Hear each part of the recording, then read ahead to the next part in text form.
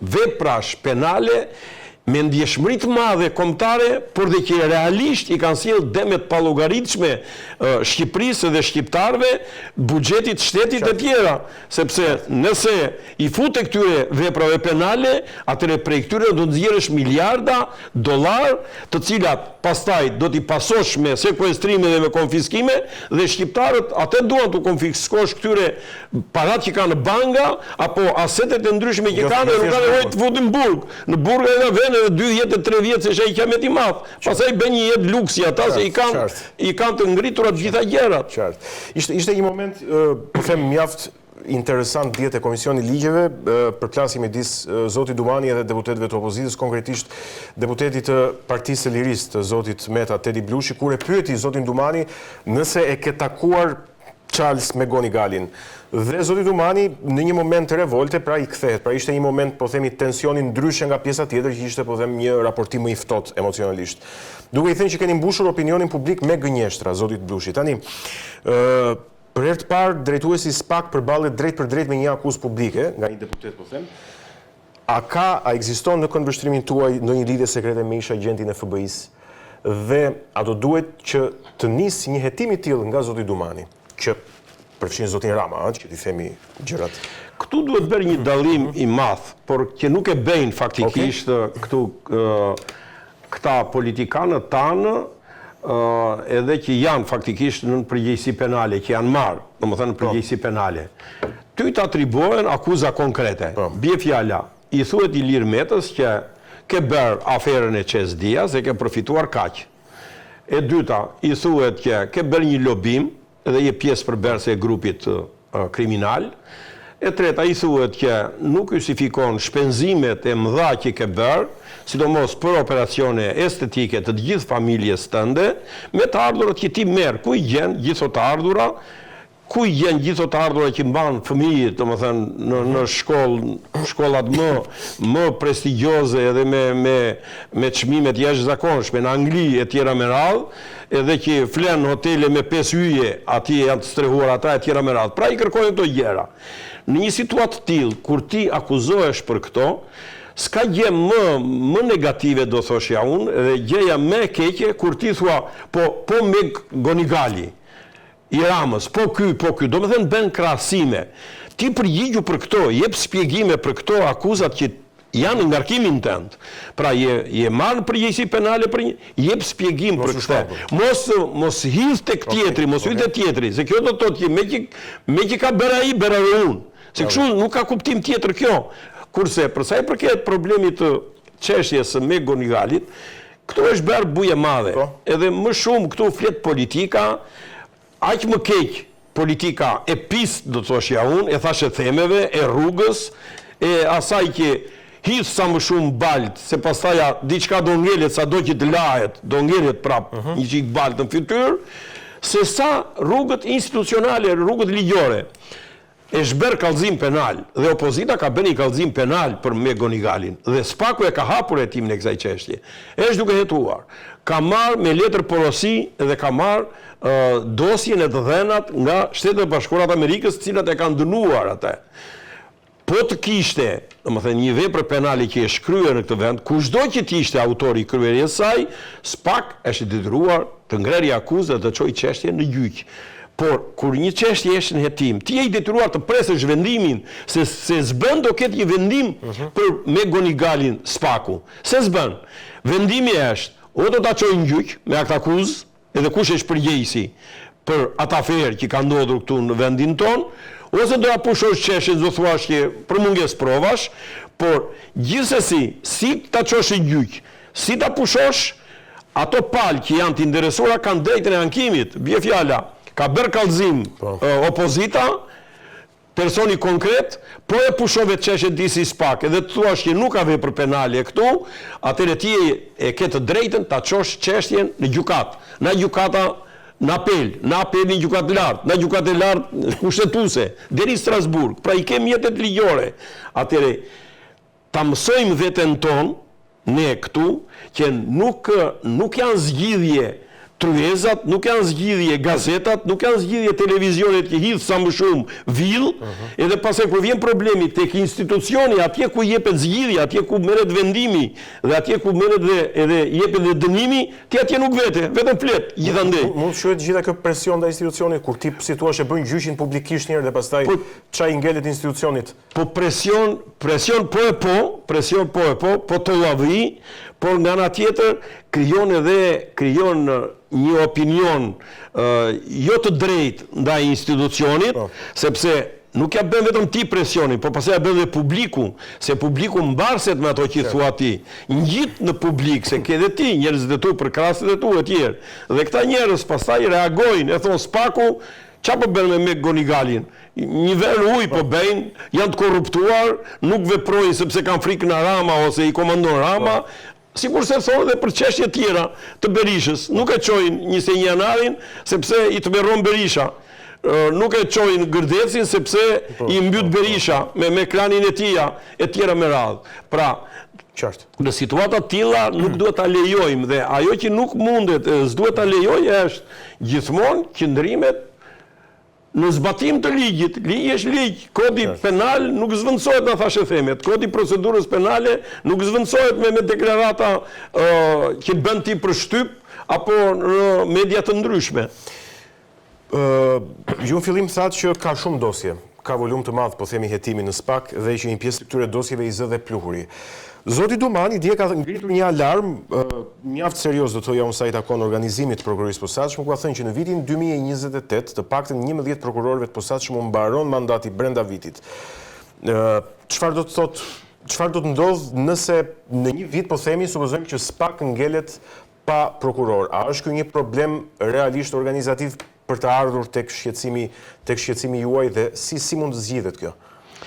Problemi është që në këtë pikë Dumani ka të drejtë dhe nuk e ka, domethënë këtë kërkesë e ka të përsëritur. Dhe këtë radhë, domethënë ai kërkesën hetime, po këto hetime i bëjnë prokurorët. Pikërisht.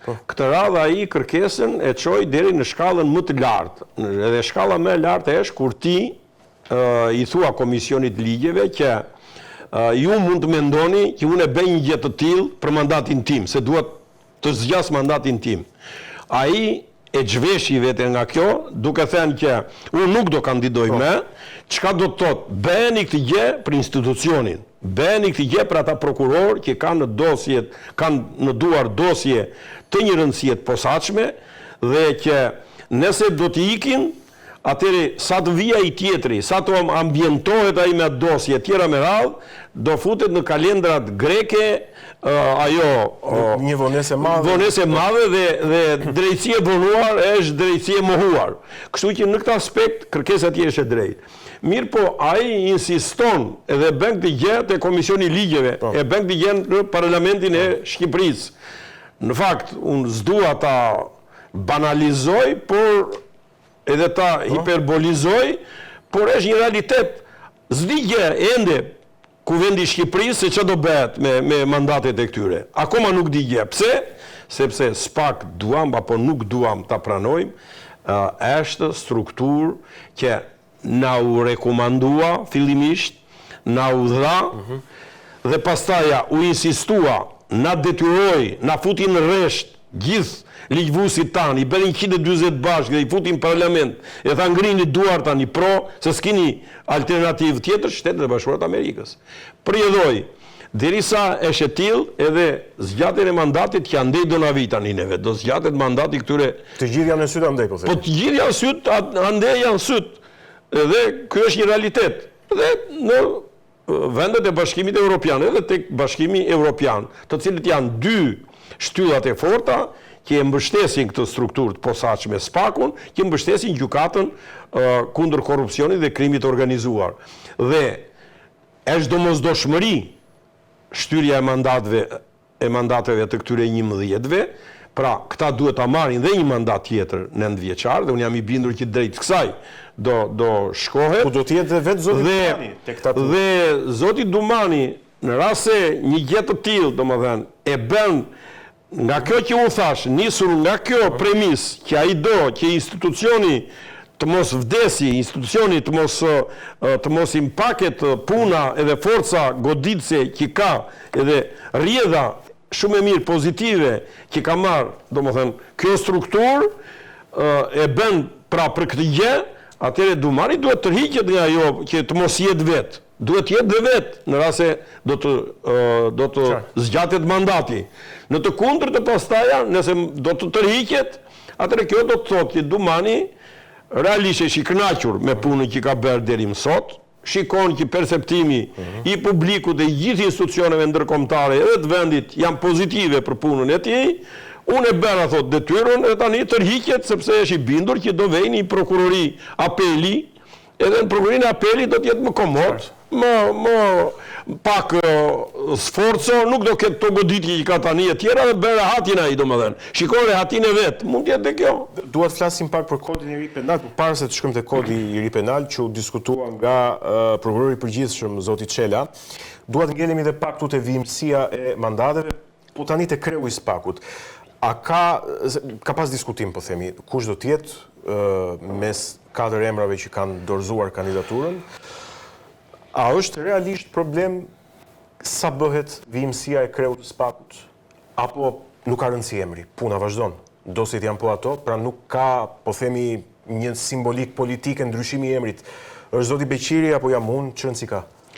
Problemi është që SPAK-u tashmë është SPAK, edhe ka krijuar emrin e vet. Dhe SPAK-u është me 22 prokuror të saj. Pak janë, kuptohet. Dhe këta 22, kur janë përzgjedhur për të qenë edhe drejtues të SPAK. Sepse kriteret janë, domethënë, për të gjithë janë një lloj.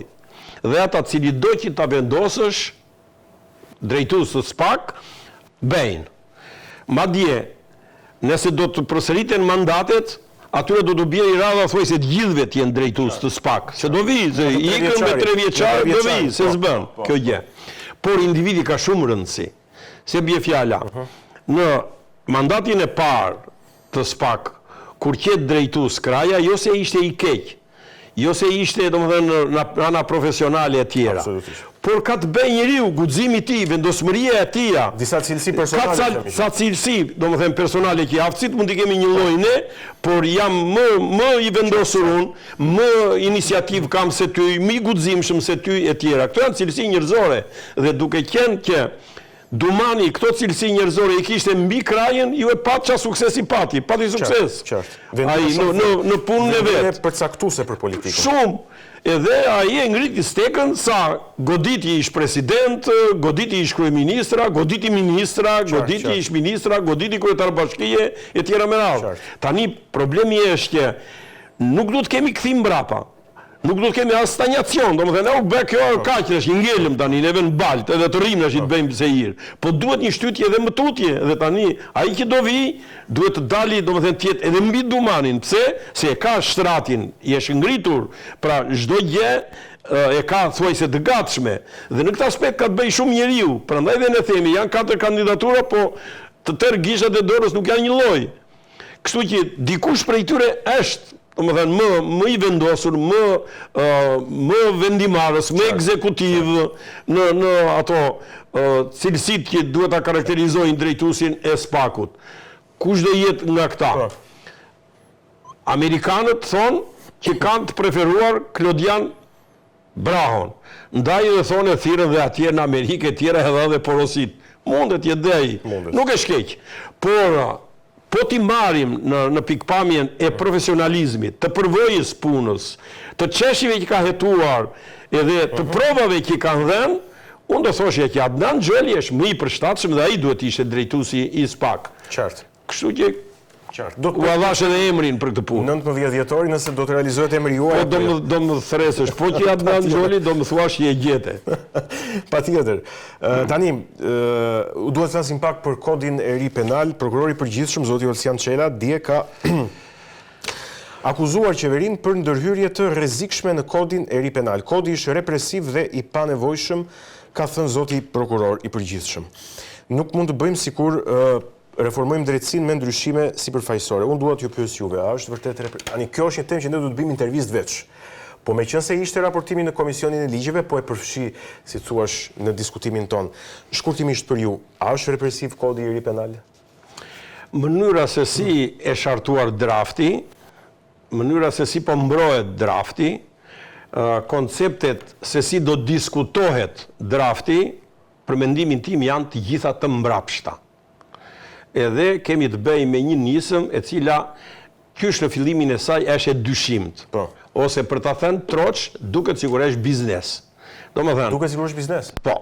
Do më thënë, na kanë qelur një fond të mirë aty, thonë bëni një kod, dhe duke bërë këtë kondin, kaq milion euro bën ai ky biznesi, edhe shtoni nene sa më shumë, sepse e kemi me 400 nene kodin. Dhe po të kemi me 900 tani, atëre me 900 me një dy fishin e biznesi, do më dhe e shumës që është caktuar.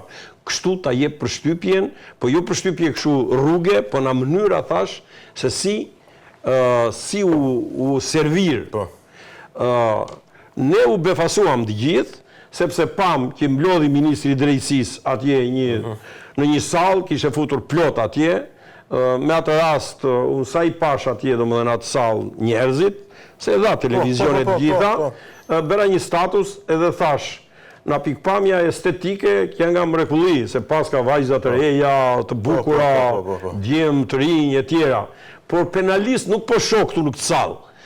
Kodin penal nuk bëhet do si do një kod penal. Nuk mblidhemi do të tani të bëjmë një kod penal. Por nuk e bën do të kodin penal e këtë mënyrë. Që të bësh një kod penal, në radh të parë njerë ti duhet ta hedhësh si ide. Duhet të thuash pse po e bën një. Po të thuash që e kemi të vjetër kodin penal, sepse e kemi të vitit 1995, kjo është një, do më thënë, është çmenduri, nuk është normale. Ta thuash një tillë, se realiteti nuk është i tillë. Ne ndryshime të shumta kodit penal i kemi bërë vazhdimisht dhe në vitin 2021 i kemi bërë ndryshime ç'temund radikale, një numër të konsiderueshëm dispozitash i kemi vendosur atje. Pra nuk është i ri, nuk është i vjetër në kjo pikpamje. Pastaj çfarë do t'i thoshim ne kodit penal gjerman që është i 1830-s.